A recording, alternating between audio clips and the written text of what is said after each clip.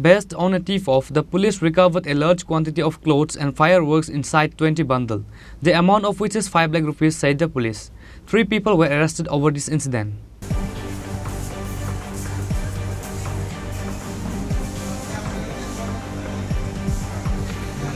Based on a tip-off, the police recovered a large quantity of clothes and fireworks from a house adjacent to the Khowai Subhash Park Ram Thakur Ashram.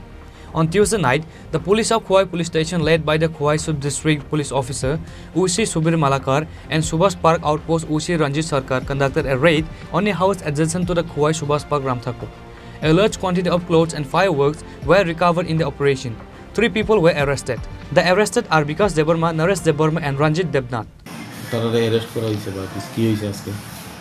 না, আজকে ঠিক সন্ধ্যার দিকে আমাদের কাছে খবর ছিল যে গনকিতে রাম ঠাকুর আশ্রম সংলগ্ন একজনের বাড়িতে বেশ পরিমাণ কাপড় এবং বাজি যা নাকি স্টোর আছে, যা নাকি বাংলাদেশে পাচার হবে।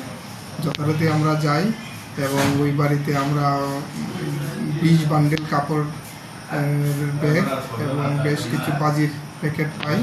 ওইগুলি আমরা ওইখানে সিজ করি এবং সাথে আরও সাসপেক্টেড 3 জনকে আমরা ডিটেইন করি এবং তাদেরকে জিজ্ঞাসা করি তারা এই কাপড়ের সাপেক্ষে কোনো ডকুমেন্ট প্রডিউস করতে পারেনি।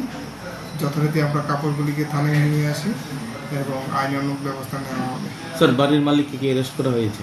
হ্যাঁ, বাড়ির মালিককে অ্যারেস্ট করা হয়েছে। স্যার, এই কাপড়গুলি আপনার মানে কোথা থেকে এসেছে?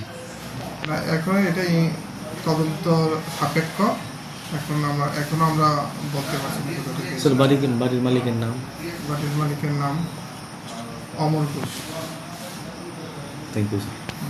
না, এখানে একটা বিষয় আমি বলছি যে কাপড় তো যে কোনো থাকতেই পারে, মানে কাপড়কে মানে কাপড় থাকাতে আপনারা যে অ্যারেস্ট করেছেন?